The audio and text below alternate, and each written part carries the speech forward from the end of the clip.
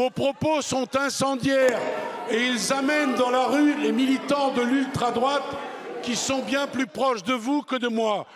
Pour être crédible, faites le ménage, chassez de vos rangs les gudards, les identitaires, les nazillons, les racistes, les antisémites.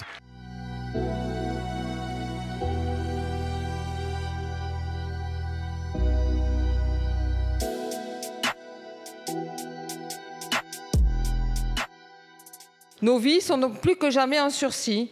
En témoignent les assassinats de Thomas, Lola et Enzo, la mort tragique de Sokayana, Fayed et d'un homme de 55 ans, victime des trafics de drogue, ou encore l'agression de 2 retraités il y a 2 jours à Ambroise. En réalité, votre indécente démagogie fait que vous n'avez pas voulu entendre les mots du grand-père du petit Thomas.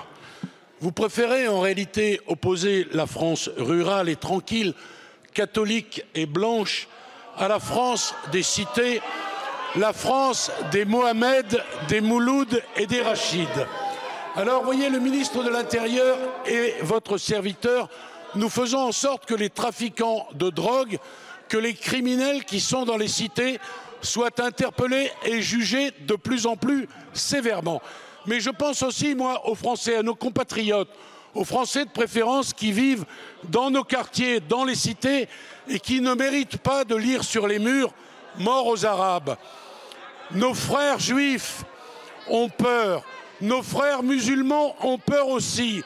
Vos propos sont incendiaires et ils amènent dans la rue les militants de l'ultra-droite qui sont bien plus proches de vous que de moi.